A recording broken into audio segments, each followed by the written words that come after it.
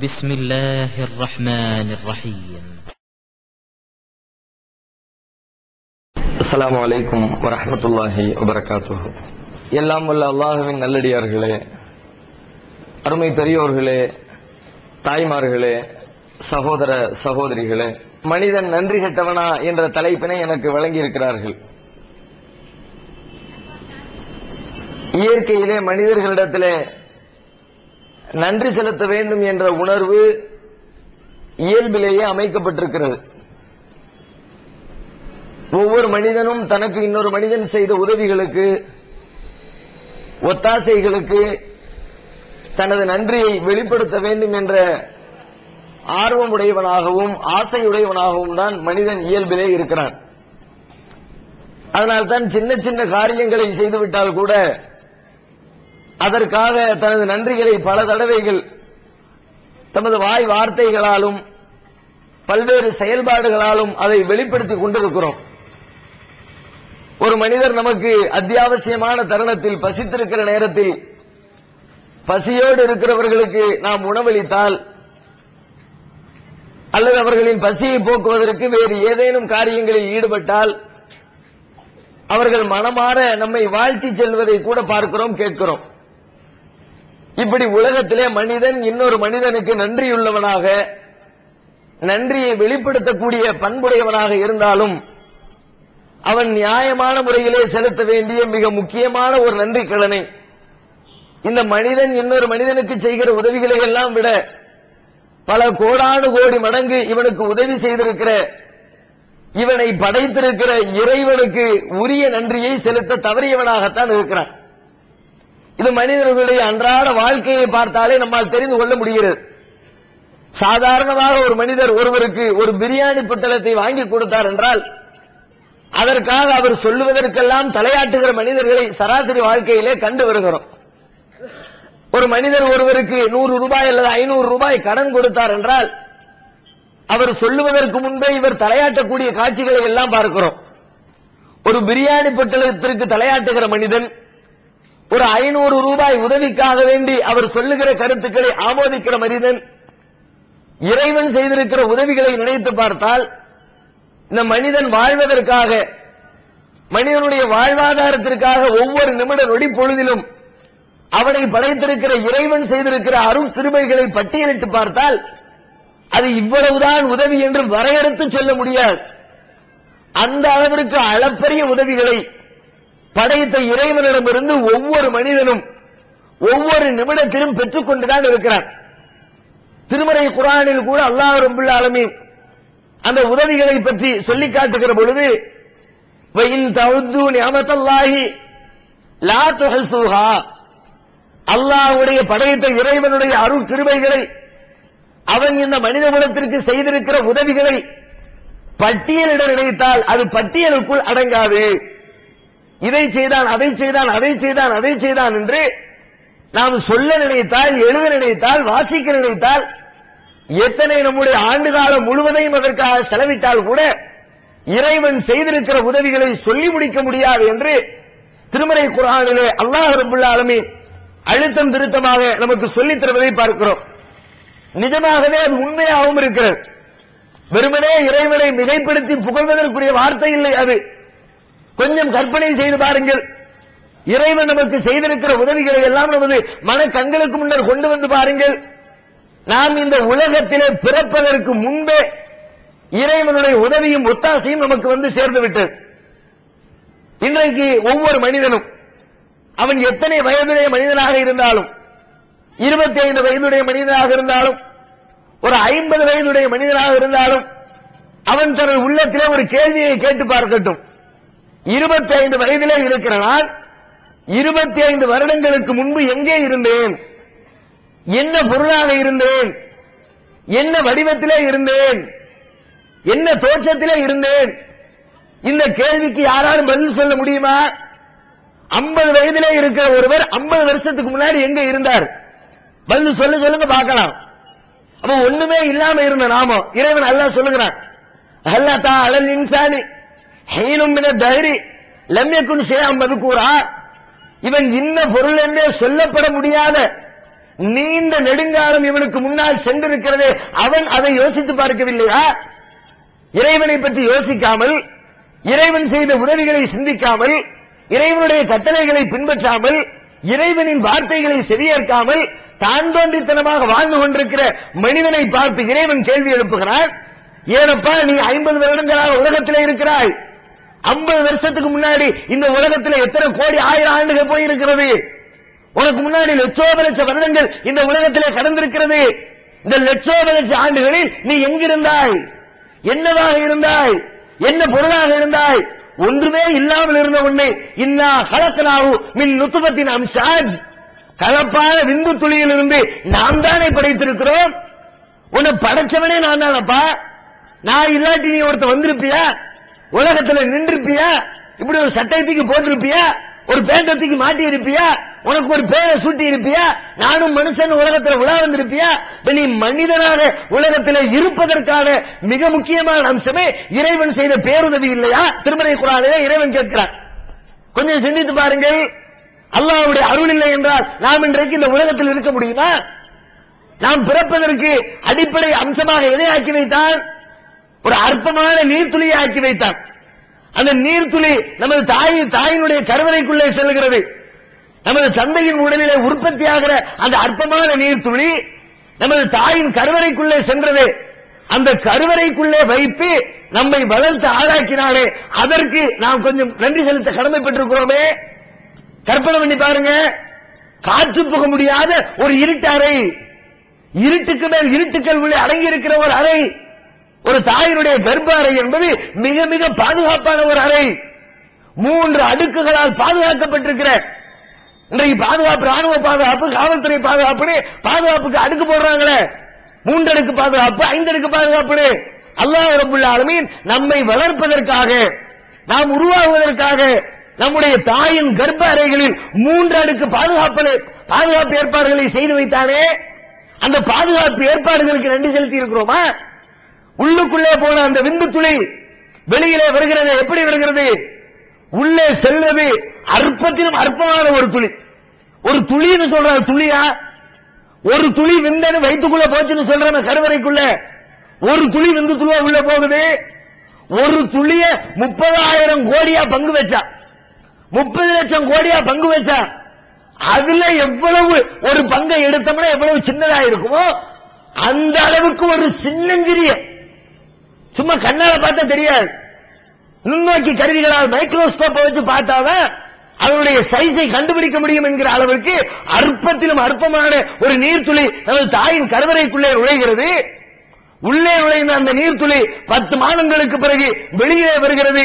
கிட்டத்தட்ட 2 kilo, 2.5 kilo, 3 kilo, 3.5 kilo எடையுள்ள ஒரு அழகான குழந்தையாக வெளியிலே வருகிறது. எப்படி வந்துச்சு? அற்பமான இந்த துளி இவ்வளவு 3 கிலோ பெருமானம் உள்ள எடையாக பரிணமிப்பதற்கு, உருவாகுவதற்கு உள்ளுக்குள்ளே கொடுக்கப்பட்ட உணவு என்ன? யோசித்தோமா? இன்றைய உலக விஞ்ஞானிகள் இதற்கு பதில் சொல்ல முடியுமா? எத்தனையோ விஞ்ஞான கண்டுபிடிப்புகளில் மனிதன் முன்னேறிவிட்டான். தனது கண்டுபிடிப்புகளை பார்த்து தானே பெருமை அடிக்கிறான். விஞ்ஞானத்துடைய உச்சாணி கொம்பிலே நாம் அமர்ந்து விட்டோம் என்று மனித விஞ்ஞானிகள் பெருமிதம் கொள்ளுகிறார்கள், கர்வம் கொள்ளுகிறார்கள். அந்த மனிதர்களை பார்த்து, விஞ்ஞானிகளை பார்த்து இறைவன் கேட்கிறான், உள்ளுக்குள்ள போன அந்த நீர் துளி 3 கிலோ 3.5 கிலோ வெளியில வந்துச்சு, அதுக்கு உள்ளுக்குள்ள என்ன இருந்துச்சு சொல்லு பார்க்கலாம். எப்படி வந்துச்சு? ஒரு பூமியில இருந்து ஒரு செடி வளர்கிறது என்று சொன்னால் அந்த பூமியில செடி வளர்வதற்குரிய எல்லா அம்சங்களும் அங்கே இருக்க வேண்டும். பூமியில இப்ப நெல் விதைக்கிறாங்க, நெல் விதைச்சு அறுவடை பண்றாங்க, வளர்ந்து வந்த உடனே மீண்டும் அதிலே நெல் விதைக்க வேண்டும் என்று சொன்னால் அந்த பூமியை அதற்கு தயார்படுத்த வேண்டும். எப்படி தயார்படுத்துறது? வெளியிலிருந்து கழிகளை கொண்டு போய் கொட்டுகிறார்கள், மாட்டு சாணிகளை கொண்டு போய் கொட்டுகிறார்கள், தேவையான உரங்களை கொண்டு போய் கொட்டுகிறார்கள். அதை எல்லாத்தையும் கொண்டு போய் கொட்டி பூமியை பண்படுத்தி அதுக்கு பிறகு நெல்லை விதைச்சு திரும்ப அதிலிருந்து அறுவடை பண்றான். அந்த நெல் முளைத்து வருகிற அந்த நெல் அங்க அந்த பூமியில இருக்கிற சத்துக்களை எல்லாம் உறிஞ்சி எடுத்து அது நெல்லாக வெளியே வருகிறது. ஒண்ணுமே இல்லாத கட்டாந்தரையை போட்டோம்னா நெல் முளைக்க மாட்டேங்குது. அதற்கு தகுந்த சத்துக்கள் அந்த பூமிக்குள்ள இருக்கணும். ஒருக்க நெல் வளர்ந்துருச்சா திரும்ப அடுத்து அங்க நெல்லை விதைக்கணும்னா மீண்டும் அங்கே சத்துக்கள் போடப்பட வேண்டும், உரங்கள் போடப்பட வேண்டும். இந்த வயிற்றுக்குள்ளே இருந்து நாம் வெளியில வந்தோமே, நமக்கு நம்முடைய தாயின் வயிற்றிலே என்ன உரம் போடப்பட்டிருந்தது? வயிற்றுக்குள்ள இருந்து வளர்ந்து வெளியில வந்தமே, வளர்ந்து வர்ற அளவுக்கு அம்மாவுடைய வயிற்றுல என்ன சத்து இருந்துச்சு? நாம வளர ஆரம்பிக்கிறதுக்கு முன்னாடியா சத்து இருந்துச்சு. வளர ஆரம்பிச்சுட்டோம் வச்சுக்குவோம், உள்ளுக்குள்ள போய் ஒரு கரு உருவாக ஆரம்பித்து விட்டது என்று சொன்னால் ஏற்கனவே இருந்த சத்து நாளுக்கு நாள் குறைய ஆரம்பித்து விடுகிறது. சாப்பிடுற சாப்பாட்டுல இருந்து சத்து கிடைக்கும். நம்முடைய உடல் இயங்குவதற்கு தேவையான சத்துக்கள் நாம் தினமும் சாப்பிடுகிற சாப்பாட்டில் இருந்து கிடைக்கிறது. இந்த சாப்பாடு உள்ள போன உடனே அதுல இருந்த சத்துக்களை எல்லாம் ரத்தத்தில் எடுத்துக்கொண்டு நம்முடைய ரத்தம் முழுவதும் பாய்ச்சப்பட்டு அது நம்முடைய உடலை இயங்க செய்கிறது. கருவறைக்குள்ளே குழந்தை உருவாக ஆரம்பித்ததற்கு பிறகு என்ன நிலை? நம்முடைய உடல் இயங்குவதற்கு தேவையான உணவை கூட அந்த தாயால் சாப்பிட முடியவில்லை. போற வாசல் அடைபட்டு போகிறது. உள்ளுக்குள்ள சாப்பிடுறதுக்கு சாப்பிட முடியல, சாப்பாடு இறங்க மாட்டேங்குது. என்னத்தை திங்கிறா? மத்த நேரத்தில் தின்ன மாதிரி சோத்தையும் கறியும் அள்ளி திங்க முடியுதா? புளிச்சு போன மாங்காய் அள்ளி திங்கிறா, மண் அள்ளி திங்கிறா, சுண்ணாம்பு அள்ளி திங்கிறா, சாக்பீஸ் அள்ளி திங்கிறா. எதையெல்லாம் திங்கிறதுக்கு உபயோகப்படுத்த மாட்டோமோ, எதுவெல்லாம் சத்து இல்லை என்று ஒதுக்கி வைப்போமோ, எதிலே மனித உடலுக்கு தேவையான ஆற்றலும் சத்துக்களும் நிறைவாக இல்லை என்று புறந்தள்ளுவோமோ, அப்படிப்பட்ட உணவுகளை எல்லாம் தனக்கு தேவையான உணவு என்று விரும்பி விரும்பி சாப்பிடுகிறார். உள்ளுக்குள்ள போற பாதை அடப்பட்டு போச்சு. அவன் சாப்பிடுற சாப்பாடு சாப்பிடறாட்டி என்ன ஆகணும்? அவனுடைய இயற்கையான உடல் இயங்குவதே கேள்விக்குறியாகி போகணும். சாப்பிட்டுக்கிட்டு இருக்கிற நாம என்ன சாப்பிடுறது என்ன ஆகணும்? நம்ம உடம்பு இயங்குறதுக்கு தேவையான சத்து நமக்கு வெளியில இருந்து கிடைக்கல. நோஞ்சானாகி செத்து போக வேண்டும் சாப்பாடு குறைய குறைய. இங்க என்ன நடக்குது? அவன் நல்ல ஆகத்தா இருக்கிறான். கருவுண்டாக இருக்கிற நம்முடைய தாய் நம்மை கருவாக வயிற்றில வைத்திருந்த தருணத்திலே அவளுடைய நிலை எப்படி இருந்தது? சாப்பிடக்கூடிய வாசல் அடைபட்டது. ஆனாலும் அவள் உடல் ஆரோக்கியமாக இருக்கிறது. சரி, இந்த கொஞ்சம் கொஞ்சம் சாப்பிடுறாள், அதுல என்னமோ சத்து போய் உள்ள சேர்ந்துருமான அதுவும் இல்லை. மாங்காய் தின்னால மாங்காவில பெருசா பிள்ளைக்கு தேவையான விட்டமின்ஸ், மினரல்ஸ், கலோரிஸ் எல்லா இடம் உள்ளுக்குள்ள உட்கார்ந்து இருக்குதா? அதுவும் இல்ல. உள்ள போன மாங்காய் 2 மணி நேரம் தங்க மாட்டேங்குது, 3 மணி நேரம் தங்க மாட்டேங்குது. உள்ள போனது மீண்டும் மாந்தியாக வெளியிலே வருகிறது. போகிற வாசல் அடைபட்டது. போனதும் கூட உள்ளுக்குள்ளே தங்காமல் வெளியிலே வந்தது. அப்படியானால் ஒரு பெண் அவளது உடல் இயக்கத்திற்கு தேவையான சத்துக்கள் கூட அவளது உடலிலே இல்லாமல் போய்விட்டது என்பது விஞ்ஞானிகள் ஆய்வு செய்து சொல்லக்கூடிய கூற்று. அவ உடம்புக்கு தேவையான சத்து உடம்புக்குள்ள போகல, பிறகு எப்படி ஒரு குழந்தை அதுக்கு தேவையான சத்து அந்த வயிற்றுல இருந்து எடுக்கும்? அவ சாப்பிடுற சாப்பாட்டுல இருந்து இதுக்கு தேவையான சத்தம் கிடைக்கணும். அப்ப அவளுக்கு தேவையான உணவே உள்ளே போகவில்லை என்று சொன்னால் இந்த குழந்தைக்கு தேவையான உணவு எங்கிருந்து போனது? எதிலிருந்து எடுக்கப்பட்டது? 10 மாசம் கழிச்சு 2 கிலோ 3 கிலோ புள்ள வெளியில வந்துச்சு. எப்படி வந்துச்சு? கற்பனை பண்ணி பாருங்க. இந்த கேள்விக்கு படைத்த இறைவனை தவிர உலகத்தில் வேறு எந்த விஞ்ஞானியாலும் பதில் சொல்ல இயலாது. அல்லாஹ் சொல்றான், இன்னா ஹலக்னாஹு, நாம் படைத்தோம். அப்பா நாம் படைச்சேன். நான் சாப்பாடு கொடுத்த, வேற யாரும் கொடுக்கல. உன் அறிவை கொண்டு யோசிச்சா, உன் கருவிகளை கொண்டு யோசிச்சா அந்த புள்ள வளரக்கூடாது. ஏன்? வளர்றதுக்கு தேவையான சாப்பாடு இல்ல, வளர்ந்துச்சு. எப்படி? அப்ப இறைவனுடைய உதவி இருக்க போய் நமக்கு அந்த கருவறைக்குள்ளே உணவு கிடைத்து வளர்ந்து வெளியிலே வந்திருக்கிறோம். வெளியில வந்த புள்ளைய வளர்க்கறதுக்கு எவ்வளவு கஷ்டப்படுறோம். வெளியில வந்த புள்ள ஒவ்வொரு மாசமும் அவனுடைய உடலுடைய வளர்ச்சியை காணுவதற்கு எத்தனை ரூபாய் செலவழிக்க வேண்டியது இருக்கிறது, எவ்வளவு மருந்து கொடுக்க வேண்டியது இருக்குது, எவ்வளவு சாப்பாடு கொடுக்க வேண்டியது இருக்குது. இவ்வளவு தூரம் வெளியில சிரமப்படுகிறோம். உள்ளுக்குள்ளே சிரமம் இல்லாமல் நாம் வளர்ந்து வெளியிலே வருவதற்கு காரணம் என்ன? படைத்த இறைவன் இல்லையா? இந்த உதவி சாதாரண உதவியா? இந்த அருட்கொடை சாதாரண அருட்கொடையா? இதை மனிதன் செய்யக்கூடிய ஒரு 500 ரூபாய் உதவியோடு இணைத்து பார்க்க முடியுமா? மனுஷன் கொடுக்கிற ஒரு 1000 ரூபாய் உதவியோட ஒப்பிட்டு பார்க்க முடியுமா? பசித்து கிடக்கிற மனிதன், பசியோடு இருக்கிறவனுக்கு ஒரு பிரியாணி போட்டல கொடுத்த உதவியோட இதை கம்பேர் பண்ணி பார்க்க முடியுமா? எப்படிப்பட்ட உதவி! நினைத்து பார்க்க முடியாத ஒரு நாம் உலகத்திலே வாழ்வதற்கான உதவி. ஏதோ ஒரு சின்னங்கிரிய தேவையை நிறைவேற்றிக் கொள்வதற்கு ஒரு உதவி இல்ல. நாம உலகத்துல மனுஷனா இருக்கணும்னா அப்படிப்பட்ட உதவி தேவை. அதாவது பரவாயில்ல, உள்ளுக்குள்ள போன புள்ள வெளியில வருது. வரும்போது எப்படி வருது? அந்த வந்த தருணத்தை கற்பனை பண்ணி பார்த்தால் அந்த நேரத்தில் நம்மை படைத்த இறைவனின் உதவி மாத்திரம் நமக்கு கிடைக்கவில்லை என்று சொன்னால் கண்டிப்பாக உலகத்திலே ஒரு மனிதன் கூட மிச்சம் இருக்க முடியாது. உள்ள இருந்து வெளியில வர்றோம், வெளியில வரும்போது எப்படி அற்பத்திலும் அற்பமான படைப்பு, பலகீனத்திலும் பலகீனமான ஒரு படைப்பு. இதுல இருந்து கிரேட் எஸ்கேப் ஆறதுக்கு ஒரு அழகான ஐடியா நானே உங்களுக்கு சொல்லி தரேன். அதாவது திருடனாவும் சப்பானியனாவும் மூக்கு பெரியனாவும் கால் உடைந்தனாவும் கை உடைந்தனாவும் கூணனு இது எல்லா குறையும் ஒரே ஆளுக்கு இருக்கும்ல, அவன் வரக்கூடாது அப்படின்னு சொல்லிட்டீங்கன்னா நல்ல ஐடியா. இதுல இருந்து தப்பிச்சிடலாம். நித்திய ஜீவனை அடையக்கூடிய வழி என்னன்னு கேட்டா காட்டி இதுதான் வழிங்கிறீங்க. இதுல நிறைய பொய் இருக்குன்னு கேட்டா ஆமா எங்களுக்கு தெரியுமே, மனித கரங்கள் விளையாடு இருக்கு ஆமா எங்களுக்கு தெரியுமே அப்படிங்கிறீங்க. அடுக்கடுக்கான கேள்வி கணைகளுக்கு அமைதி காத்த பாதிரியார்கள், படிக்க முடியாத பைபிள் வசனங்கள், கிறிஸ்தவர்களை திணற வைத்த விவாதம் ஒரு டிவிடியாக விலை ரூபாய் 30 மட்டுமே, கொரியர் செலவு தனி. கிடைக்கும் இடம் TNTJ வீடியோ விஷன், எண் 30, அரண்மனைக்காரன் தெரு, மண்ணடி, சென்னை 1. செல் 9500168989. வெளிவந்து விட்டது இஸ்லாம் கூறும் குடும்பவியல் ரமலான் மாதம் தொடர் சொற்பொழிவு 5 டிவிடிகளாக விலை ரூபாய் 150 மட்டுமே, கூரியர் செலவு தனி. கிடைக்கும் இடம் TNTJ வீடியோ விஷன், நம்பர் 30, அரண்மனைக்காரன் தெரு, மண்ணடி, சென்னை 1. இயலாமையிலும் மிகப்பெரிய இயலாமையோடு பிறக்கிற ஒரு படைப்பு. நம்ம மாதிரி இயலாமையில, நம்மள மாதிரி பலகீனத்துல, நம்மள மாதிரி முட்டாள்தனத்தோடு பிறக்கிற ஒரு குழந்தை உலகத்துல வேற எந்த ஜீவராசியும் கிடையாது. நாம தான் அப்படி ஒரு பலகீனம். பிறக்கும் போது ஒண்ணும் தெரியல. ஒரு ஆடு பிறக்கிறது, மாடு பிறக்கிறது, கழுதை பிறக்கிறது, குதிரை பிறக்கிறது, கோழி பிறக்கிறது. அந்த ஜீவராசிகள் எல்லாம் பிறந்த சில மணித்துளிகளிலே அவை வாழ்வதற்கு தேவையான காரியங்களை எல்லாம் தாமாகவே சுயமாகவே செய்ய ஆரம்பித்து விடுகிறது. கண்ணுக்குட்டி பிறக்குது, பிறந்து 1 நாள் ஆகல, 2 நாள் ஆகல, தானாக தனக்கு தேவையான உணவு எங்கே இருக்கிறது என்பதை தெரிந்து கொண்டு தன்னுடைய தாயின் மடி நோக்கி பாய்ந்து சென்று தன்னுடைய உணவை எடுத்துக் கொள்கிறது. நம்ம பிறந்தமே நமக்கு தெரியுமா? நமக்கு வயிறு பசிச்சது, பசிச்ச நேரத்தில் நம்முடைய பசிக்கான உணவு இங்கேதான் இருக்கிறது என்று தாயின் மடியை நோக்கி பாய்கின்ற அறிவு நமக்கு இருந்ததா? தெரியல. நம்ம பெற்றெடுத்த தாய் தான் இங்கதான் உனக்கு உணவு இருக்கிறது என்று அவள் நமக்கு தூக்கி வைத்து அமுதூட்டுகிற பொழுதுதான் நம்முடைய பசி அடங்கி போகிறது. அல்லாட்டி என்ன செய்வோம்?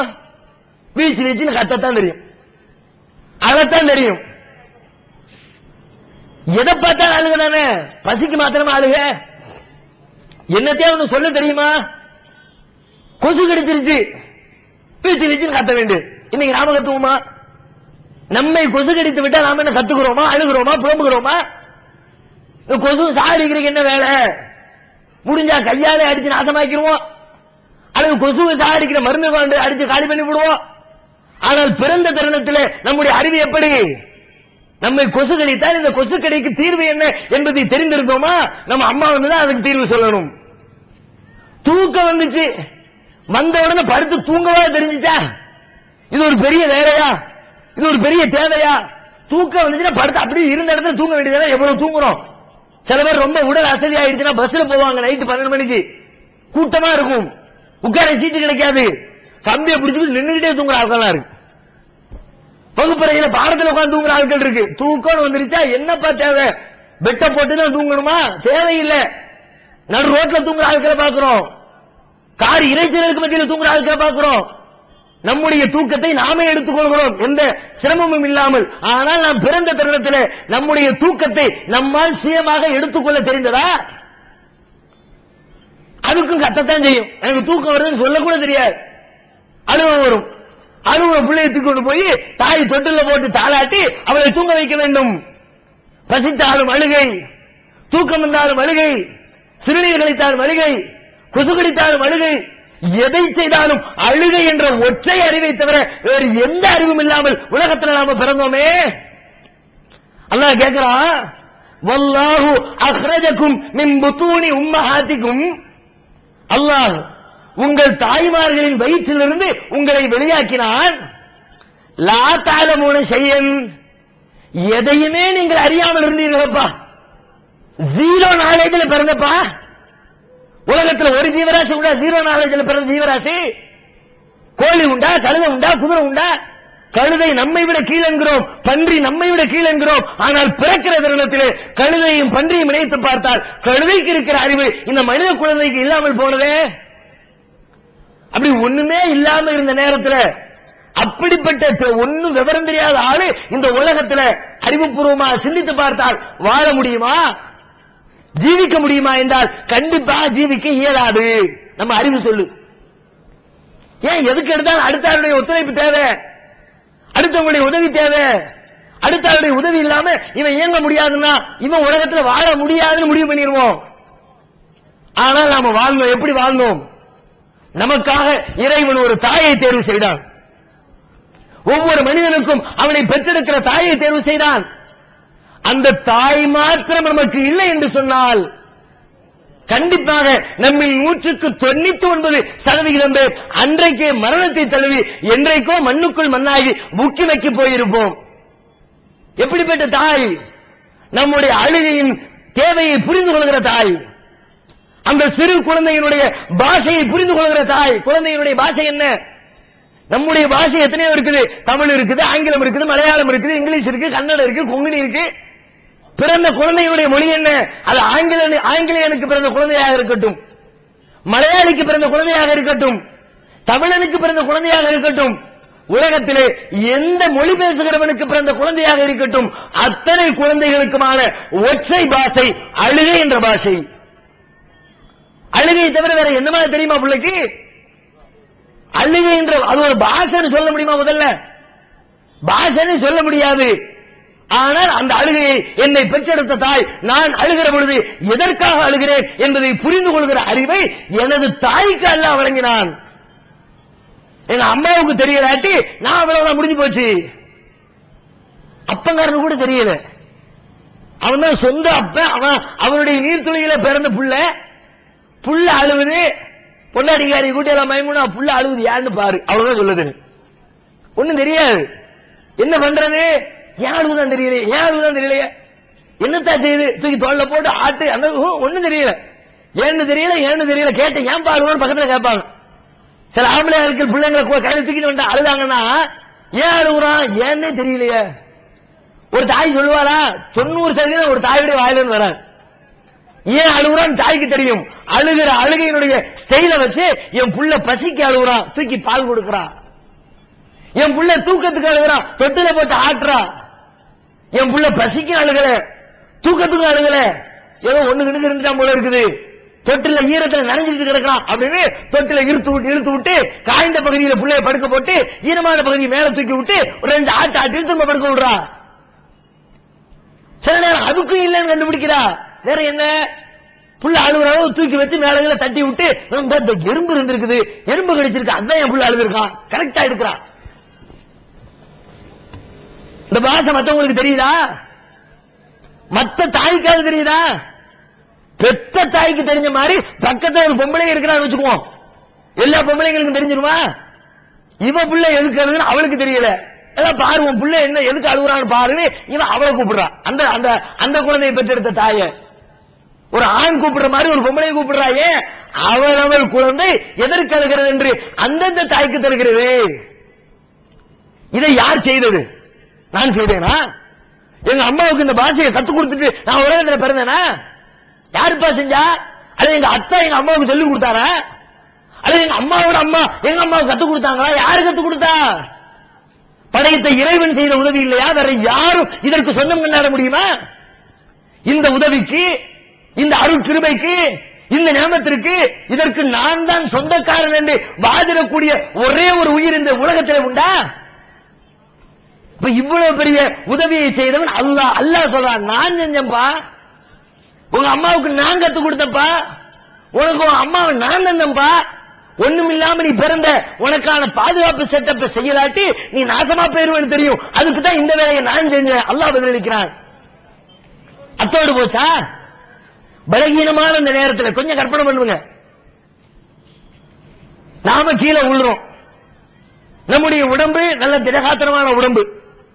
நம்முடைய கையாகட்டும், காலாகட்டும், தலையாகட்டும், உடம்புடைய ஒவ்வொரு அவய உறுப்புகளாகட்டும் நல்ல ஸ்ட்ராங்கானது.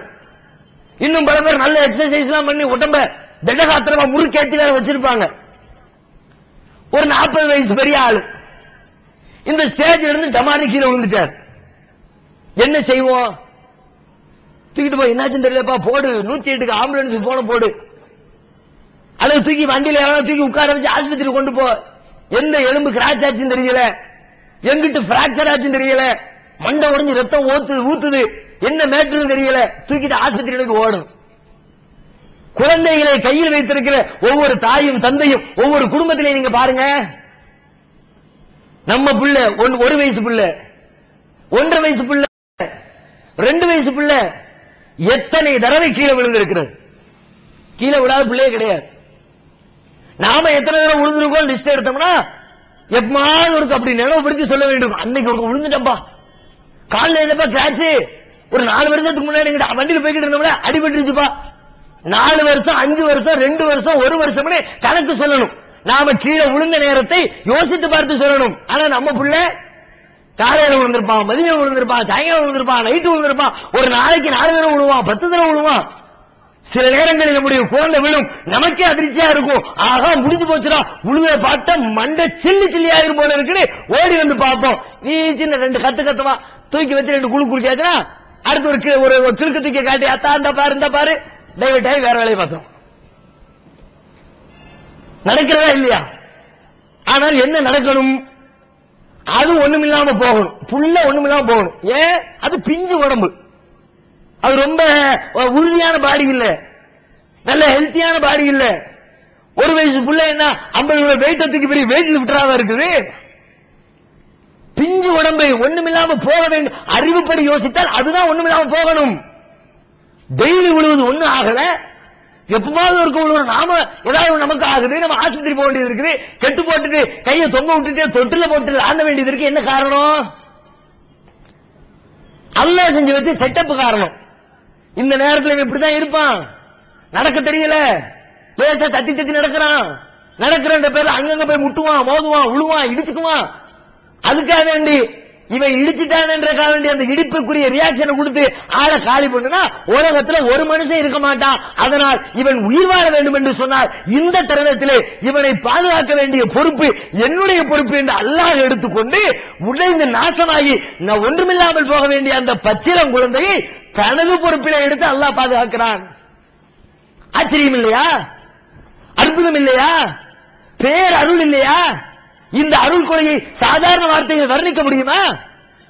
இதையெல்லாம் என்றைக்காவது நாம் யோசித்து பார்த்திருக்கிறோமா? இந்த உதவிகளுக்கு இறைவனுக்கு நன்றி செலுத்தி இருக்கிறோமா? அதான் அல்லாஹ் கேட்கிறான், இன்ன ரப்பக லது ஃபضلின் அலன்னாஸ் வலாக்கின் அக்ஸரஹும் லா யஷ்குரூன். உங்கள் இறைவன், உமது இறைவன் லது ஃபضلின் அலன்னாஸ், மனிதர்களுக்கு ஏராளமாக அருள் புரிந்திருக்கிறான், உதவி செய்திருக்கிறான். வலாக்கின் அக்ஸரஹும் லா யஷ்குரூன், ஆனால் பெரும்பாலானவர்கள் நன்றி செலுத்தாமல் தானப்பா இருக்கிறீர்கள். எப்படி இவ்வளவு அருள் செஞ்சிருக்க, ஏன்டா இப்படி இருக்கிற? கணக்கெடுத்து பார்த்தா 90% இந்த நன்மைகளை சிந்திக்காதவர்களாக. இவனுக்காக ஒருத்தங்க அல்ல எந்த பணத்தை கொடுத்துட்டான்னா ஏப்பா அல்ல அவனுக்கு என்னத்தை கொடுத்துட்டான், பணத்தை கொடுத்தா பெருசா பேசுறோம். அல்ல அவருக்கு பரக்கத்தா கொடுத்திருக்கிறான். ஒரு 4 கடை வச்சுட்டாரு, ஒரு 2 வீடு கட்டி விட்டாரு, ஒரு 2 காரை வாங்கி வாடகை விட்டு நல்ல சம்பாதிக்க ஆரம்பிச்சுட்டாருன்னா கண்ணு ஏற இறங்கு. ஏப்பா 4 வருஷத்துக்கு முன்னாடி டீ கடை ஆரம்பிச்சாருப்பா, போடுன்னு போடுது வியாபாரம், எல்லாம் பரக்கத்தா கொடுத்திருக்கான். ஏன் உனக்கு ஒண்ணும் கொடுக்கலையா? காசு பணம் தான் அல்லாஹ் கொடுத்திருக்கிற உதவியா? காசை கொடுத்தா அல்லாஹ் என்னத்தையோ பெரிய அருளை கொடுத்துட்ட மாதிரி, காசை எடுத்துட்டா அல்லாஹ் அவனை அழிச்சிட்ட மாதிரி, நாசமாக்கிட்ட மாதிரி. காசெல்லாம் அல்லாஹ்வுடைய அருள் இருக்குதா, வேற எந்த அருளும் இல்லையா? உன்னை யோசிச்சு பாரு, நீ வந்த விதத்தை யோசிச்சு பாரு, நீ வாழ்ந்திருக்கிற வாழ்க்கையை யோசிச்சு பாரு, உன் உடம்பை யோசிச்சு பாரு. காசை கொடுப்பது, பணத்தை கொடுப்பது எல்லாமே ஒரு சோதனைக்கு. அல்லாஹ் கேட்கிறான், ஃபஅம்மல் இன்சான் இதா மப்தலாஹு ரப்புஹு ஃபஅக்ரமஹு வநஅமஹு ஃபயகூலு ரப்பி அக்ரமன். இந்த மனிதனை சோதிப்பதற்காக அவனுக்கு நாம் வாழ்வாதாரத்தை, செல்வத்தை பெருக்கிக் கொடுத்தால் அவன் சொல்லுகிறான், ஃபயகூலு ரப்பி அக்ரமன், என் இறைவன் என்னை சங்கைப்படுத்தி விட்டான் என்று பெருமை பேசுகிறான். வஅம்மல் இன்சான் இதா மப்தலாஹு فقدر عليه رزقه فيقول ربي اهانن. அதே மனிதனை சோதிப்பதற்காக கொடுத்ததில் கொஞ்சத்தை எடுத்துக்கொண்டார். இவன் சொல்லுகிறான், ரப்பி அஹானன், என் இறைவன் என்னை இழிவுபடுத்தி விட்டான், நாசப்படுத்தி விட்டான். இஸ்லாத்தை குர்ஆன் மற்றும் ஹதீஸ் வாயிலாக அறிந்திட அழகிய இணையதளமான onlinepj.com என்ற இணையதளத்திலிருந்து எடுக்கப்பட்ட இஸ்லாம், அரசியல் மற்றும் சமூக கேள்விகளுக்கான பதில்களின் ஒரு தொகுப்பு. கொள்கை விளக்கம், தொழுகை, நோன்பு, ஜக்காத், ஹஜ், அரசியல் மற்றும் பொதுவான பதில்கள் உள்ளிட்ட சுமார் 300 கேள்விகளுக்கான பதில்கள் அடங்கிய இந்த புத்தகத்தின் விலை ரூபாய் 150 மட்டுமே. தமிழ்நாடு தௌஹீத் ஜமாத்தின் புதிய வெளியீடு, மாதம் ஒரு பிரசுரம், கட்டுரைகளின் தொகுப்பு, விலை ரூபாய் 120 மட்டும். கிடைக்கும் இடம் TNTJ வீடியோ விஷன், எண் 30, அரண்மனைக்காரன் தெரு, மண்ணடி, சென்னை 1. செல் 9500168989. இப்போது புத்தம் புது வடிவில் பல சிறப்பம்சங்களுடன் onlinepj.com மற்றும் tntj.net இணையதளங்கள். காசுல அல்லாஹ்வுடைய அருள் இருக்குதா? உன் கண்ணுல அல்லாஹ்வுடைய அருள் இல்லையா? உன் காதுல அல்லாஹ்வுடைய அருள் இல்லையா? உன் நாக்குல அல்லாஹ்வுடைய அருள் இல்லையா? உன் கையில அல்லாஹ்வுடைய அருள் இல்லையா? கண்ணில்லாதவனை கேட்டு பாரு, கண்ணுடைய அருமை தெரியும். வாய் பேச முடியாத ஊமையிட்ட பேசி பாரு, வாயின் அருமை புரியும். காது கேட்காத மக்களுடைய சிரமங்களை சிந்தித்து பார், அதனுடைய அர்த்தம் புரியும். எவ்வளவு டெக்னிக்கலா வேலையை செஞ்சு வச்சு நம்மளுடைய சந்தோஷமா நிம்மதியா இந்த உலகத்துல கண்ணை வச்சு பாக்குறோமே, பாக்குறதுங்கிறது சாதாரண அம்சமா? கருப்புங்கிறோம், சிவப்புங்கிறோம், குட்டைங்கிறோம், நெட்டைங்கிறோம். ஒருத்தர் இன்னைக்கு பாக்குறோம், வருஷம் 10 வருஷத்துக்கு பிறகு திரும்ப பாக்குறோம். கண் என்ன பண்ணுது? இப்ப பார்க்கும்போது இப்ப ஒரு போட்டோ எடுத்து மண்டையில சேவ் பண்ணிக்குது. 10 வருஷத்துக்கு பிறகு திரும்ப பார்க்கும்போது திரும்ப அப்போ ஒரு போட்டோ எடுக்குது. எடுக்கிற போட்டோ மூளையில கொண்டு போய் அப்படி அட்டாச் பண்ணி பாக்குது. 10 வருஷத்துக்கு முந்தி உள்ள போட்டோ, புது போட்டோ ரெண்டையும் கம்பேர் பண்ணி பார்த்தா நிறைய சேஞ்சஸ் இருக்கத்தான் செய்யும். 10 வருஷமா ஒரு மனுஷன் மாறாம இருப்பானா? உடல் அமைப்புல, தோற்றத்துல, அழகுல, முடியல எல்லாம் மாற்றம் இருக்கும். எல்லாத்தையும் அப்படி உள்ள போய் அலசி ஆராய்ஞ்சு 10 வருஷத்துக்கு முன்னாடி ஒரு 50 வயசுல இருந்தாரு, இப்ப 60 வயசு ஆயிடுச்சுல, அதான் முடியல நரைச்சிருச்சு. அப்ப நல்லா திடகாத்திரமா இருந்தாரு, இப்ப கம்முனிட்டாரு. அப்ப ஆன்லைன்ல சிவப்பா இருந்தாரு, இப்ப வேலை செஞ்சு உடம்பு கருத்து போச்சு. இவ்வளவு டீடைல்ஸ் மூளை கொண்டு வந்து கொடுக்கு. எவ்வளவு நேரத்துல இது மாதிரி ஒரு ஆய்வு செய்யறதா நமக்கு ஒரு 10 நாள் டைம் தேவைப்படும். போலீஸ்காரங்க ஆய்வு பண்றாங்கல்ல, ஒரு ஆளை வச்சு இவர் யாரு, அவர் யாரு, இவருடைய முகத்தோட்டம், அவருடைய முகத்தோட்டம் எல்லாத்தையும் ரிப்போர்ட்டை எடுத்து ஆய்வு சப்மிட் பண்றதுக்கு 1 மாசம் ஆயிப்போரு. நம்முடைய மூளையும் கண்களும் ஆய்வு பண்ணி சப்மிட் பண்ணுது. 10 வருஷத்துக்கு முன்னாடி பார்த்தாலு 10 வருஷத்துக்கு பிறகு பார்த்து 2 போட்டோவை எடுத்து 2ல இருக்கிற மைனஸ் பிளஸ் எல்லாம் ஆராய்ந்து ரிசல்ட்ட கொடுக்குது. எவ்வளவு எடுத்துக்கொண்ட டைம் எவ்வளவு? இப்படி ஒரு மைக்ரோ செகண்ட்ல கொடுக்கு. இவ்வளவு வேலையும் மைக்ரோ செகண்ட் கூட சொல்ல முடியாது. அதுல பல பங்கு வச்சு அதுல ஒரு பங்கு. பார்த்தவனே தான் அடிக்கிறோம் வாய். அன்னைக்கு உங்களை பார்த்தவன பாவனாசத்துல கூட்டத்துல எப்படி சொல்ல முடியுது? யார் செய்த வேலை? படைத்த இறைவனை தவிர யாரும் இருக்கிறானா? அல்லாஹ் கேட்கிறான், குல் ஹுவல்லதி அன்ஷாக்கும் வஜஅல லக்குமுஸ் ஸம்அ வல் அப்சார வல் அஃபீதத லஅல்லக்கும் தஷ்குரூன். நபியே சொல்லுங்கள், ஹுவல்லதி அன்ஷாக்கும், அவன்தான் உங்களை படைத்தான், வஜஅல லக்குமுஸ் ஸம்அ, அவன்தான் உங்களுக்கு செவிப்புலனை ஏற்படுத்தினான், பார்வைகளை கண்களை வழங்கினான், உள்ளத்தை மூளையை கொடுத்தான், லஅல்லக்கும் தஷ்குரூன், நீங்கள் சிந்திப்பதற்காகத்தானப்பா கொடுத்தான், நீங்கள் நன்றி செலுத்துவதற்காகத்தானப்பா கொடுத்தான். கண்ணையும் காதையும் மூக்கையும் இதயத்தையும் மூளையும் கொடுத்தது எதுக்கு?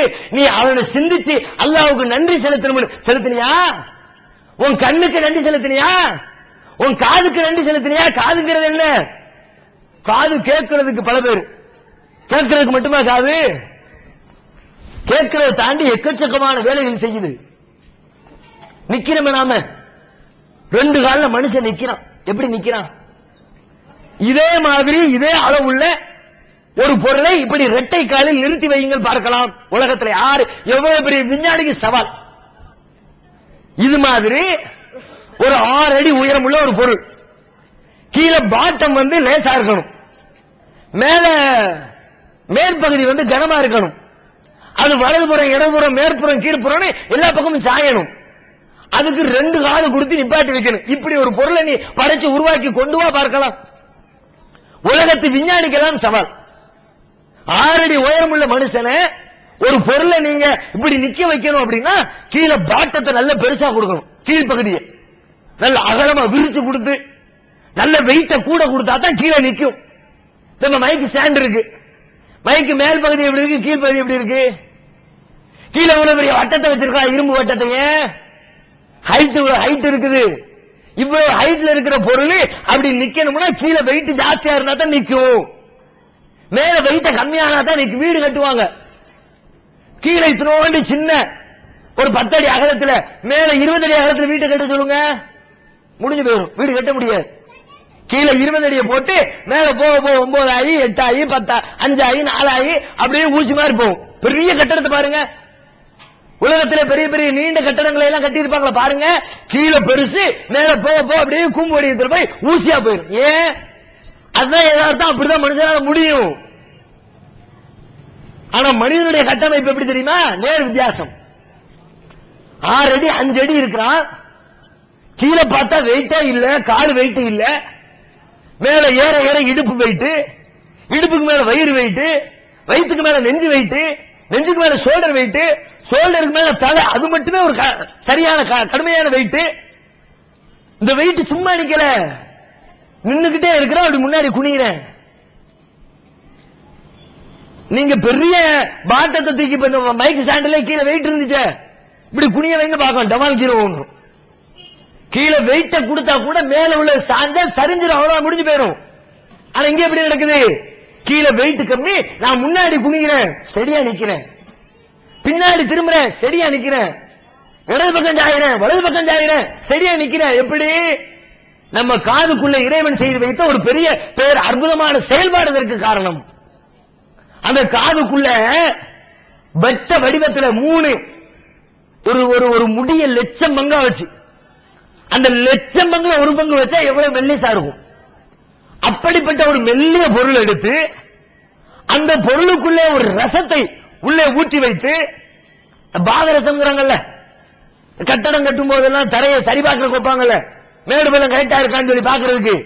அது மாதிரி அந்த மெல்லிசான ஒரு குழாய்க்குள்ள அரை வட்ட வடிவத்தில், அரை வட்டம் பிற இருக்கிறது அது மாதிரி வட்ட வடிவத்தில் அந்த ஒரு குழாய் எடுத்து அந்த குழாய்க்குள்ள கொண்டு போய் அந்த பாதரசத்தை ஊத்தி விட்டு 3 குழாயை போட்டு விட்டு, இந்த 3 குழாய்னா மட்டம் பார்க்கிற குழாய், இந்த காதுல 3 குழாய், இந்த காதுல 3 குழாய்.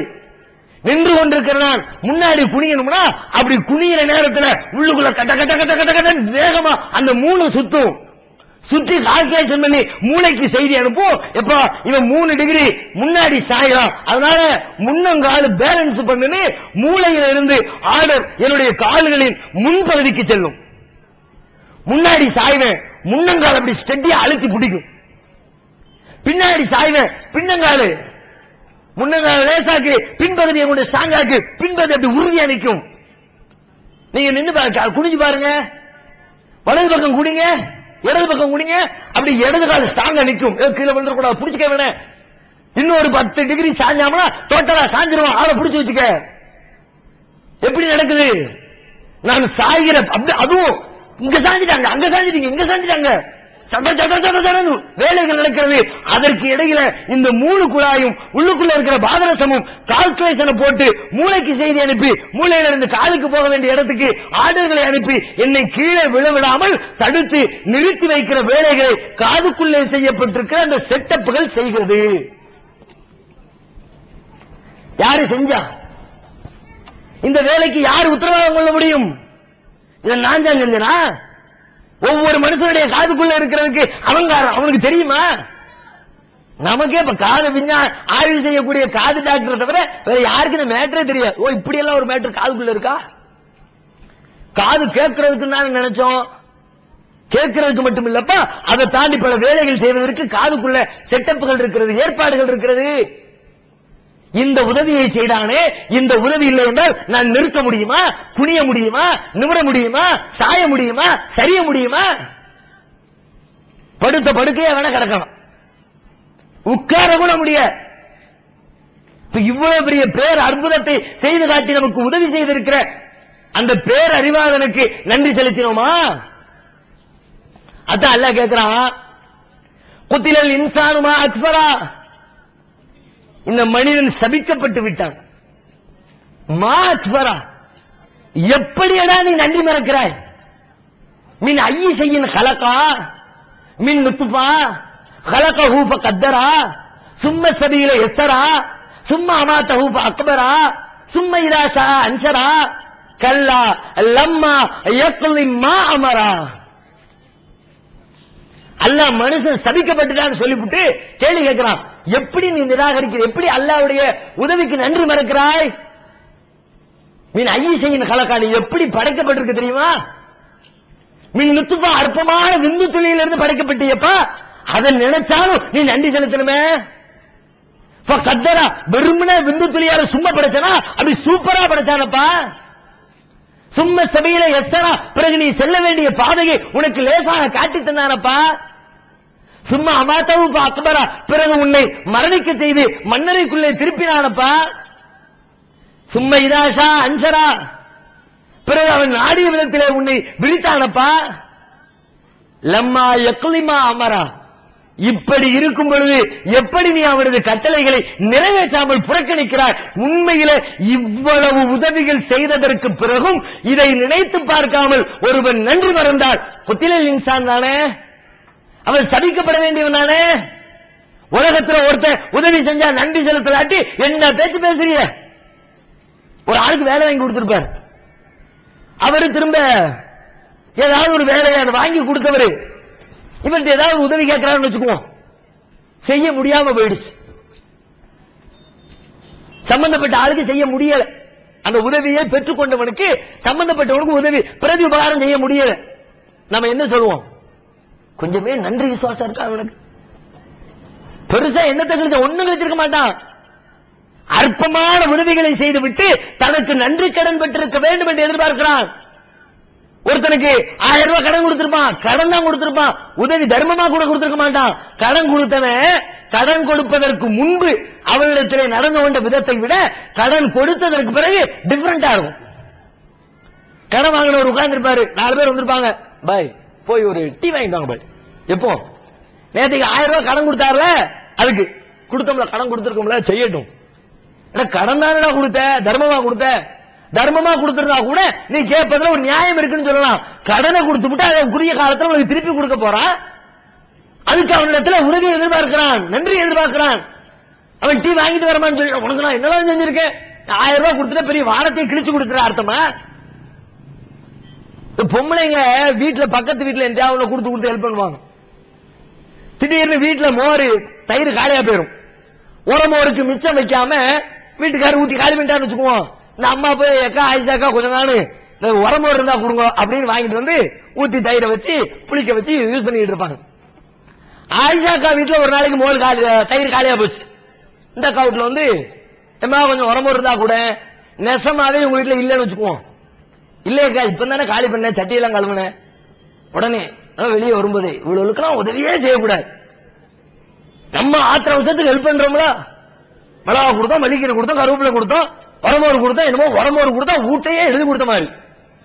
நன்றி இருக்கா, விசுவாசம் இருக்கா? நம்ம இதுக்கெல்லாம் நன்றி எதிர்பார்க்கிறிய, அப்ப இறைவன் செய்திருக்கிற உதவிக்கு நன்றி செய்தாயா? நீ மூச்சு விடுறிய சாதாரணமான மேட்டரா மூச்சு? மூச்சை பத்தி எனக்கு சிந்திச்சிருக்கிறியா? உள்ள போகுது வெளியில வருது, அதை பத்தி நம்ம யோசிச்சதே கிடையாது. ஆனால் போகிற மூச்சு போற இடத்திலே நின்று விட்டால், வந்த மூச்சு வந்த இடத்திலே தங்கிக் கொண்டால் என்ன ஆச்சு? முடிஞ்சுதா? காலையில தூக்கிட வேண்டியதான், சந்தூக்குல ஜனாசாவுல தூக்கி கொண்டு போய் அடக்கம் பண்ணிட்டு வந்துட வேண்டியதான். எவ்வளவு பெரிய உதவி! இந்த உதவிக்கு நாம நன்றி செலுத்த நினைத்தால் அல்லாஹ்வுக்கு நன்றி செலுத்தி முடிக்க முடியுமா? இப்படி ஏராளமா அல்ல பட்டியல் போடுறான், ஒண்ணு ஒண்ணா சொல்லி காட்டு. நீ சாப்பிடுற சாப்பாடு எங்கிருந்து வந்துச்சு? இன்சானு இலா தாமி, மனிதன் அவன் உண்ணுகிற உணவை சிந்தித்து பார்க்கட்டும். எவ்வளோ பக்கத்து இவர் காசு கொண்டு கொடுத்தாரு, கடைக்காரர் அரிசி கொடுத்தாரு, கொண்டு சமைச்சிட்டாரு அப்படின்னு நீ நினைக்கிற. ஆனால் அந்த அரிசி எப்படி வந்தது? அந்த கத்திரிக்காய் எப்படி வந்துச்சு? அந்த வெண்டைக்காய் எப்படி வந்துச்சு? ஏதோ ஒரு விவசாயி தயாரித்தார் என்று பேசுகிறாய். விவசாயி உண்மையிலே அதை விவசாயம் செய்தாரா? விவசாயி உழைக்க செய்தாரா? விவசாயி செஞ்ச வேலை என்ன? விவசாயி விதையை கொண்டு போய் பூமியில போட்டு மண்ணெல்லி போட்டு உரத்தை போட்டு தண்ணியை ஊத்தி ஆடு மாடு திங்காம பாதுகாத்தார். இதுதானே விவசாயி செஞ்சாரு. உள்ள இருக்கிற அந்த செடியை உள்ள அந்த விதைய முளைக்க செய்து பூமியை விட்டு கீறி கிழித்து வெளியிலே வந்து அது காயாக கனியாக பூவாக மலராக மாற்றம் பெறுகிற வேலைகளை இந்த விவசாயி செய்தாரா? இப்போது விற்பனையில் இஸ்லாம் கூறும் பொருளியல் சகோதரர் பிஜே அவர்கள் உரையாற்றிய பொருளாதாரம் சம்பந்தமான 27 மணி நேர தொடர் சொற்பொழிவு. என்ன வியாபாரம் செய்யலாம், பங்குச் சந்தையில் ஈடுபடலாமா, இன்சூரன்ஸ் செய்யலாமா, MLM வியாபாரத்தில் ஈடுபடலாமா, குத்தகை, பங்கு வணிகம் மற்றும் வியாபாரம் தொடர்பான அனைத்து சந்தேகங்களுக்கும் குர்ஆன் ஹதீஸ் அடிப்படையில் தெளிவான விளக்கங்கள் 3 டிவிடிகளாக விலை ரூபாய் 75 மட்டுமே. கிடைக்கும் இடம் TNTJ வீடியோ விஷன், நம்பர் 30, அரண்மனைக்காரன் தெரு, மண்ணடி, சென்னை 1. திருக்குர்ஆன் தமிழாக்கம் பி ஜெய்னுலாபிதீன்.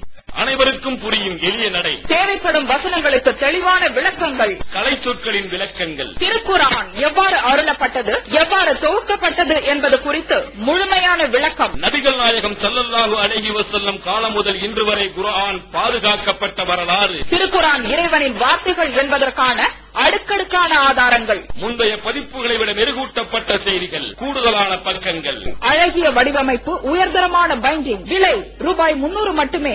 வெளியீடு மூன் பப்ளிகேஷன், நம்பர் 83/3, முதல் மாடி, மூர்தரு, Mannady, Chennai 1. Phone 65690810. TNTJ video vision, எண் 30, அரண்மனைக்காரன் தெரு, மண்ணடி, சென்னை 1.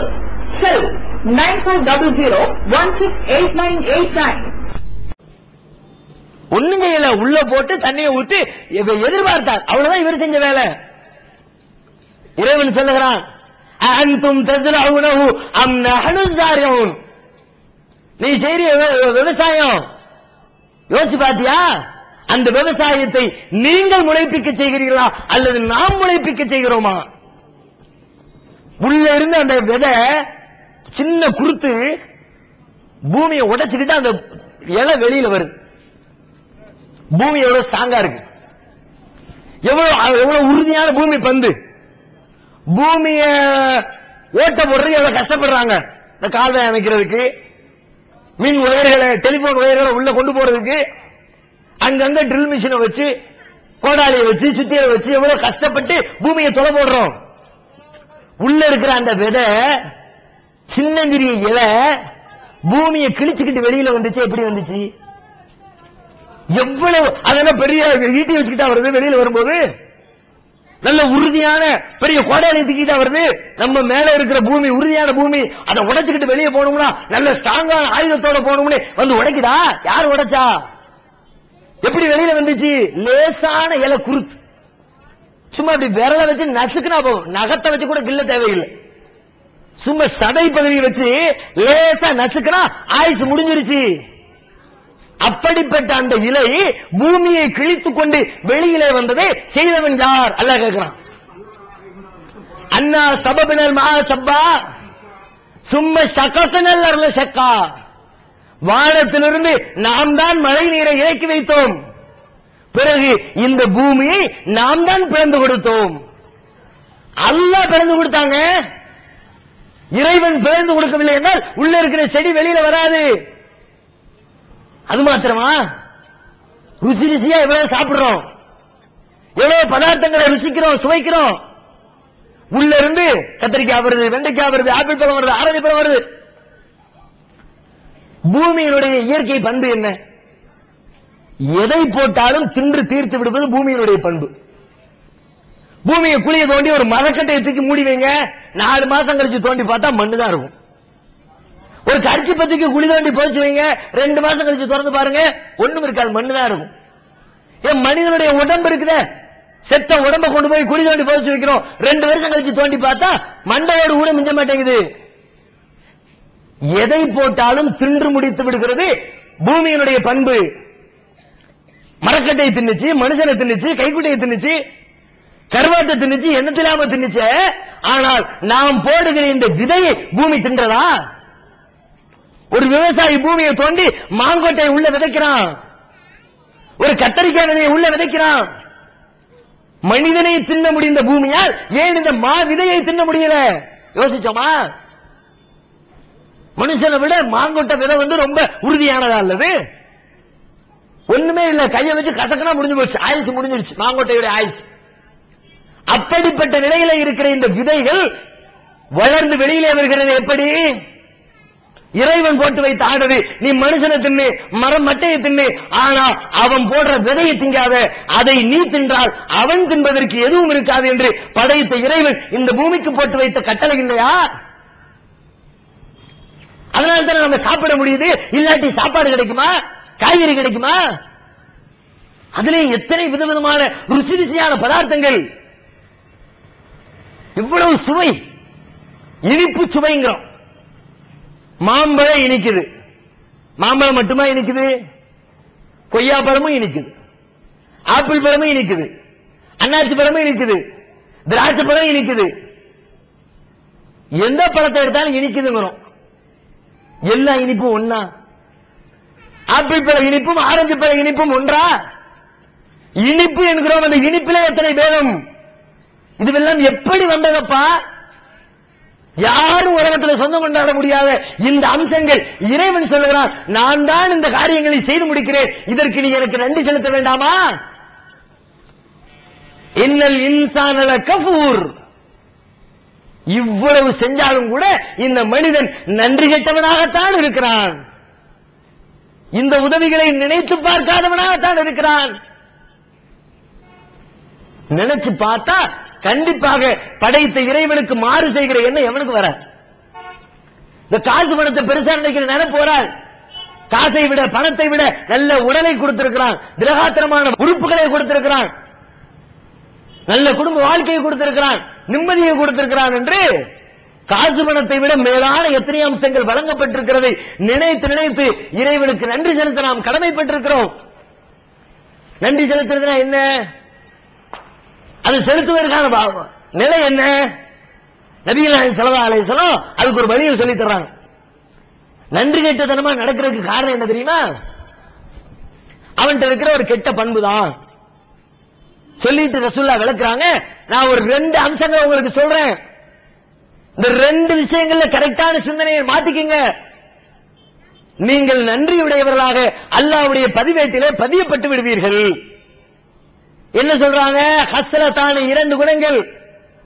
மன் கானதா ஃபீஹி கதபஹுல்லாஹு ஷாக்கிரன் சாபிரா. 2 பண்புகள். அந்த 2 பண்பு யாரிடத்தில் இருக்கிறதோ அவர்களை அல்லாஹ் பொறுமையாளராகவும் நன்றியுடையவராகவும் அவரை தனது பதிவேட்டிலே பதிவு செய்து கொள்கிறான். 2 பண்பு என்ன? ஒமன் நவர ஃபீ தீனிஹி இலா மன் ஹுவ ஃபௌகஹு.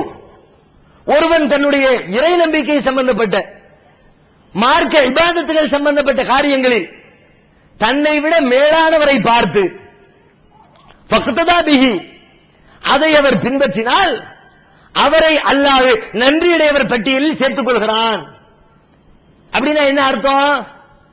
ஒருத்தர் தனக்கு வழங்கப்பட்டிருக்கிற பொருளாதாரத்தை எல்லாம் அள்ளி அள்ளி ஏழை எளிய மக்களுக்கு தர்மம் செய்கிறார், மார்க்க காரியம்.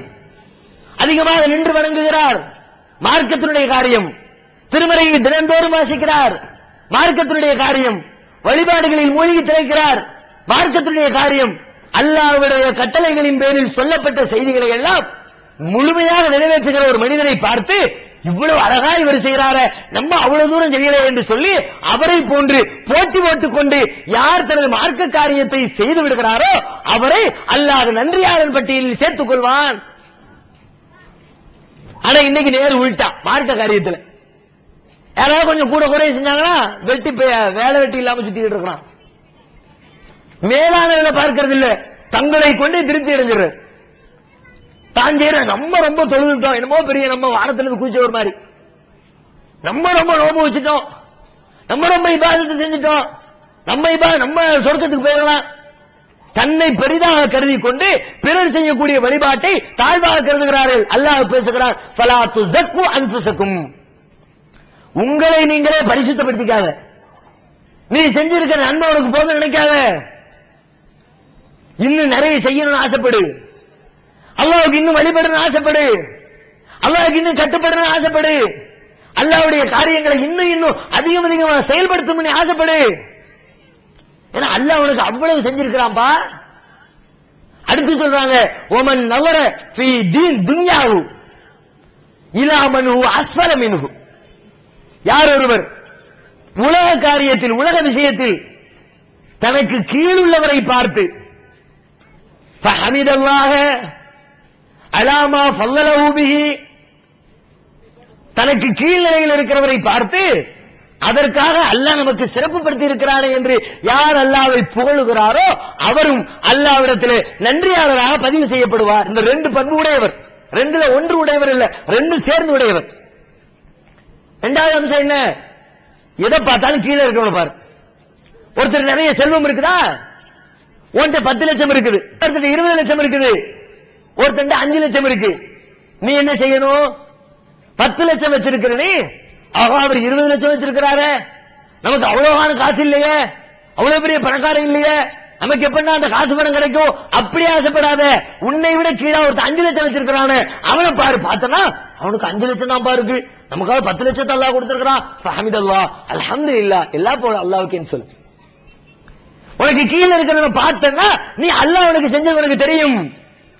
உனக்கு மேல இருக்கிறவனை பார்த்தனா அல்லாஹ்வுக்கு நன்றி செலுத்தணுங்கிற உணர்வு உனக்கு வராது. உன்னை விட பாதிக்கப்பட்டவனை பாரு. அல்லாஹ் நமக்கு சிறப்பு சேர்த்துட்டான், நம்மளை உயர்வாக்கிட்டான், அந்த நினைப்பு உனக்கு வருமாப்பா. 2 வீலர்ல போறவன் ஆசைப்படுறான், நமக்கு 2 வீலர் தானே இருக்கு, ஒரு ஸ்டைல ஒரு நாள் நல்லா இருக்குமே, ஒரு ஸ்கார்பியோ நல்லா இருக்குமே. ஏன்னா உனக்காக நல்லா 2 வீலர் கொடுத்திருக்கிறானே, அது கூட இல்லாம ஒருத்தர் சைக்கிள்ல போய்கிட்டு இருக்கா, அதை பார்க்க மாட்டியா? சைக்கிள் வச்சிருக்க நீ, சைக்கிள் கூட இல்லாம நடந்து போற, அதை பார்க்க மாட்டியா? நடந்து போய்கிட்டு இருக்க நீ, நடக்க கூட முடியாம தவழ்ந்து போய், அதை பார்க்க மாட்டே நீ? தவழ்ந்து போறவன் தவள கூட முடியாம படுத்து கிடக்கிறான், அவனை பார்க்க மாட்டே நீ? யாரை எடுத்தாலும் அவனை விட கீழே இருக்கிற ஒருவனும் உலகத்தில் இருப்பான், அவனை விட மேல இருக்கிற ஒருவனும் உலகத்தில் இருப்பான். நீ மேல இருக்கிறவனை பார்க்காத, கீழே இருக்கிறவனை பாரு. உனக்கு கீழே இருக்கிறவனை பார்க்க பார்க்க அல்லாஹ் உனக்கு செஞ்ச உதவி தெரியும். இப்ராஹிம் அலைஹிஸ்ஸலாம் அல்லாஹ்விடத்தில் பிரார்த்தனை செய்றாங்க, அல்லாஹ் பிள்ளை கூட அல்லாஹ். எப்போ அந்த சமுதாயத்திற்கு ஏகத்துவ பிரச்சாரத்தை எடுத்து வைத்து ஒட்டுமொத்த சமுதாயமும் அவர்களை கேலி அடித்து கிண்டல் அடித்து வேதனைப்படுத்தி நெருப்பு குண்டத்திற்குள்ளே தள்ளுவதற்கு முயற்சி செய்து கடைசியிலே நெருப்பிலே தள்ளிவிட்டு அல்லாஹ்வால் காப்பாற்றப்பட்டு பல்வேறு இன்னல்கள் இடையூறுகளை சந்தித்துக் கொண்டிருந்த தருணத்தில், திடகாத்திரமான நேரத்தில், யா அல்லாஹ் எனக்கு பிள்ளை இல்ல, அல்லாஹ் பிள்ளையை கொடு, பிள்ளையை கொடு, பிள்ளையை கொடு, அல்லாஹ்விடத்தில் கதறி அழுது மன்றாடி கேட்கிறார்கள். பிள்ளையை காணோம். எப்படி இருந்திருக்கும் கொஞ்சம் யோசனை பண்ணி பாருங்க. அந்த சமுதாயத்தில், இன்றைய சமுதாயத்திலேயே ஒருத்தருக்கு கல்யாணம் ஆகி 5 வருஷம் ஆயிடுச்சு, பிள்ளை இல்லாட்டி என்னப்பா என்ன ஆச்சு கேட்க ஆரம்பிச்சிடறாங்க. தேவைப்பட்ட சாடமாடையே குத்த ஆரம்பிச்சிடறாங்க. ஒண்ணு விவரம் இல்லாத போல இருக்குதுப்பா, கிண்டல் அடிக்க ஆரம்பிச்சிடறாங்க. நாகரிகம் வளர்ந்து விட்ட காலத்திலேயே இப்படி எல்லாம் பேசப்படுகிறது என்றால், நாகரிகமற்ற பல்லாயிரக்கணக்கான ஆண்டுகளுக்கு முன்னால் ஒட்டுமொத்த சமுதாயத்தாலும் எதிர்க்கப்படுகிற நிலையில இருந்த அந்த நபி இப்ராஹிம் அலைஹிஸ்ஸலாம் அவர்கள் எப்படி கேலி செய்யப்பட்டிருப்பார்கள், அந்த சமுதாயத்தால் எந்த அளவிற்கு குத்தி காட்டப்பட்டிருப்பார்கள், எவ்வளவு விமர்சிக்கப்பட்டிருப்பார்கள், எல்லாம் நடந்திருக்கும். கேட்கிறாங்க பிள்ளை இல்ல, காலங்கள் போகுது, கேட்கிறாங்க கேட்கிறாங்க கேட்கிறாங்க, உடல் எல்லாம் தளர்ந்து மனைவி மலடியாகி இனிமே பிள்ளை பிறக்க முடியாதுங்கிற அளவுக்கு வாழ்க்கையின் ஓரத்தை அடைந்து விட்டார்கள். அந்த நேரத்தில் அல்லாஹ்வுடைய மலக்குமார்கள் வர்றாங்க, இப்ராஹிம் அலைஹிஸ்ஸலாத்துக்கு நற்செய்தி சொல்றாங்க. ஃபபஷ்ஷிருஹு பிஇஸ்ஹாக், இஸ்ஹாக் என்ற குழந்தையை கொண்டு நற்செய்தி பெற்றுக் கொள்வீராக. உங்களுக்கு அல்லாஹ் புள்ள தர போறான். எப்போ புள்ள பிறக்காதுன்னு உலகமெல்லாம் தீர்மானித்து விட்ட அந்த தருணத்தில் இப்ராஹிம் அலைஹிஸ்ஸலாத்திற்கு பிள்ளை கொடுக்க வேண்டும் என அல்லாஹ் முடிவெடுத்து அந்த செய்தியை வானவர்கள் வழியாக இப்ராஹிம் நபிக்கு சொல்லி அனுப்புகிறான். அவங்க மனைவியால நம்பவே முடியல. எப்படி எனக்கு எப்படி பிள்ளை பிறக்கும், எப்படி சாத்தியம், ஆச்சரியமா கேட்கிறாங்க. அவங்க சொல்றாங்க கால கதாலுக்கு அப்படித்தாமா, அல்லாஹு அலைஹி ஹய்யுன், அல்லாஹ்வுக்கு இது லேசானது, அல்லாஹ்வுக்கு முடியாது நினைக்கிறியான்னு சொல்லிவிட்டு போயிடுறாங்க. குழந்தைகள் அவர்களுக்கு வழங்கப்படுகிறது. குழந்தையை பெற்றெடுத்த உடனே என்னத்தான் பெற்றெடுத்திருந்தாலும் தேவைப்பட்ட நேரத்தில், கதறி அழுத நேரத்தில், திடகாத்திரமா இருந்த நேரத்தில், இளமை பருவமா இருந்த நேரத்தில், மக்களால் விமர்சிக்கப்பட்ட நேரத்தில் அந்த பிள்ளையை கொடுத்திருந்தா அந்த பிள்ளை சந்தோஷமும் மகிழ்ச்சியும் அடையக்கூடிய ஒரு பிள்ளையாக இருந்திருக்கும். நம்ம திடகாத்திரமா இருக்க நம்ம பிள்ளைய நல்லா வளர்க்கலாம் ஆசைப்பட்டிருப்பாங்க. எதிரிகளுக்கு அவருடைய பேச்சுக்கு அது ஒரு பதிலாக அமைந்திருக்கும். ஏன்னா அல்லாஹ்வுடைய தூதருங்கிறவனுக்கு பிள்ளை இல்லையான்னு கிண்டல் பண்ணாங்களே, அந்த கிண்டலுக்கெல்லாம் ஒரு ஆப்பு அடைந்ததை போன்று அந்த செயல் அமைந்திருக்கும். அப்பமெல்லாம் கொடுக்காத அல்லாஹ் தளர்ந்து போன கட்டத்தில் பிள்ளையை கொடுக்கிறான். இப்ராஹிம் அலைஹிஸ்ஸலாம் என்ன சொன்னாங்க? இப்ப எதுக்கு பிள்ளைனாங்களா? இப்ப போட்டு தந்துட்டியே முடியாத கட்டத்தில் நான் எப்படி வளர்க்க போறேன்னு புலம்புனாங்களா? இப்ராஹிம் அலைஹிஸ்ஸலாத்துடைய வாயிலிருந்து வார்த்தைகள் வருகிறது. திருமறை குர்ஆனிலே அல்லாஹ் வர்ணிக்கிறான், அல்ஹம்துலில்லாஹி அல்லதி வஹபலி அலல் கிபரி இஸ்மாயில் வ இஸ்ஹாக். எனது தள்ளாத பருவத்திலே, முதிய பருவத்திலே இஸ்மாயில் என்ற குழந்தையையும் இஸ்ஹாக் என்ற குழந்தையையும் எனக்கு அன்பளிப்பாய் வழங்கிய அல்லாஹ்வுக்கே எல்லா புகழும். அப்போ இப்ராஹிம் அலைஹிஸ்ஸலாத்துடைய வாயிலிருந்து அப்பமும் நன்றி தான். முடியாத கட்டத்தில் கொடுத்திருக்க, தேவையில்லைன்ற கட்டமா இருந்தாலும் இதை விட இல்லாத, இது கூட இல்லாம மௌத்தா போனவங்க, பிள்ளையே இல்லாம மௌத்தா போனவங்களுடைய நிலையோட கம்பேர் பண்ணும்போது இறைவன் எனக்கு பெரிய அருள் செய்திருக்கிறான், உதவி புரிந்திருக்கிறான் என்று நபி இப்ராஹிம் அலைஹிஸ்ஸலாம் சொன்ன வார்த்தைகளை பார்க்கிறோம். இப்படி ஒவ்வொரு கட்டத்திலையும் நம்மை விட கீழ்நிலையில் இருக்கிறவர்களை பார்த்தால் நாம ஒரு ஸ்டெப் மேலதான் இருப்போம் என்பதை நினைத்து பார்த்து அல்லாஹ்வுக்கு நன்றி செலுத்த நாம் கடமைப்பட்டிருக்கிறோம். அல்லாஹ்வுடைய உதவிகளுக்கு நாம் நன்றியுடையவராக இருக்க கடமைப்பட்டிருக்கிறோம். இன்னும் சொல்வதாக இருந்தால், இப்படி நடந்து கொண்டால், இது மாதிரி நாம நன்றியை வெளிப்படுத்தினால் அல்லாஹ்க்கு ஏதாவது லாபமா? படைத்த இறைவனுக்கு இதனால் ஏதாவது நன்மையா? எதுவும் கிடையாது. திருமறை குர்ஆன் வர்ணிக்கிறது, வமை யஷ்குர் ஃபஇன்னமா யஷ்குரு லினஃப்ஸிஹி. ஒருவர் இறைவனுக்கு நன்றி செலுத்தினால் அவர் தனக்காகத்தான் நன்றி செலுத்திக் கொள்கிறார். அதனால் ஏற்படக்கூடிய நன்மை அவருக்குரியதுதான். வலையின் சக்கரத்தும் அதீதன்னக்கும். வேறொரு இடத்தில் அல்லாஹ் சொல்றான், நீங்கள் இறைவனுக்கு நன்றி செலுத்தினால் உங்களுக்கு மேலும் மேலும் அதிகப்படுத்தி தருவான். வலையின் கவரத்தும் இன்ன அதாபில ஷதீத். நீங்கள் இறைவனுக்கு நன்றி மறந்தால் உங்களை கடுமையாக வேதனை செய்வான் என்று சொல்லி இறைவனுக்கு நன்றியுடையவராக இருக்க வேண்டும் என்பதை பல கோணத்திலே அல்லாஹ் விளக்குகிறான். அல்லாஹ் ரப்பல் ஆலமீன் நம்முடைய நோக்கங்களை நிறைவேற்றி தந்தருள் புரிவானாக. வாஹிரு தஅவானா அல்ஹம்துலில்லாஹி ரப்பில் ஆலமீன். அஸ்ஸலாமு அலைக்கும் வரஹ்மத்துல்லாஹ்.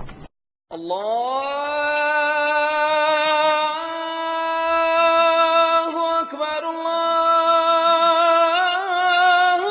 அக்பர். தமிழ்நாடு தௌஹீத் ஜமாஅத்தின் ஆதரவற்றோர் இல்லம் இறைவனுக்கு செய்ய வேண்டிய கடமைகளுக்கு அடுத்தபடியாக பெற்றோரை பேணுவது பற்றி இஸ்லாம் அதிகமாக வலியுறுத்துகிறது. பெற்றோரை பேணாதவர்கள் மறுமையில் வெற்றி பெற முடியாது என்று இஸ்லாம் அறிவுறுத்துகிறது. ஆயினும் இஸ்லாத்தின் இந்த கட்டளையை சில முஸ்லிம்கள் அலட்சியம் செய்து பெற்றோரை வீட்டை விட்டு விரட்டுகின்றனர், பெற்றோரை பிச்சைக்காரர்களாக மாற்றுகின்றனர். இந்த அவல நிலைக்கு பரிகாரம் காணும் வகையில் முதியோர் ஆதரவு இல்லத்தை தமிழ்நாடு தௌஹீத் ஜமாஅத் நடத்துகிறது. தாயன்புடன் உணவு, உடை, மருத்துவம் உள்ளிட்ட 24 மணி நேரமும் செவிலியருடன் கூடிய பராமரிப்பு மற்றும் தனி ஆம்புலன்ஸ் வசதி இவை அனைத்தும் முற்றிலும் இலவசமாக செய்து தரப்படுகிறது. அனாதைகளை அரவணைப்பவரும் நானும் சொர்க்கத்தில் இணைந்திருப்போம் என்ற நபிகள் நாயகம் ஸல்லல்லாஹு அலைஹி வஸல்லம் அவர்களின் அமுத மொழியை ஏற்று அனாதைகளை அரவணைக்கும் இல்லமும் தமிழ்நாடு தௌஹீத் ஜமாஅத் நடத்தி வருகிறது. இப்பணியை தொடர்ந்து செய்திட உங்கள் நன்கொடைகளையும் ஜகாத்தையும் தாராளமாக வாரி வழங்குமாறு கேட்டுக்கொள்கிறோம். உங்களது நன்கொடைகளை டிடியாகவோ செக்காகவோ மணி ஆர்டராகவோ அனுப்பலாம். டிடி அனுப்புபவர்கள் தமிழ்நாடு தௌஹீத் ஜமாஅத் வங்கி கணக்கு எண் 7882748227 இந்தியன் வங்கி மண்ணடி கிளை என்ற பெயரில் எடுத்து அனுப்ப வேண்டிய முகவரி தமிழ்நாடு தௌஹீத் ஜமாஅத் மாநில தலைமையகம் 30 அரண்மனைக்காரன் தெரு, மண்ணடி, சென்னை 1. போன் 044252152226. Allah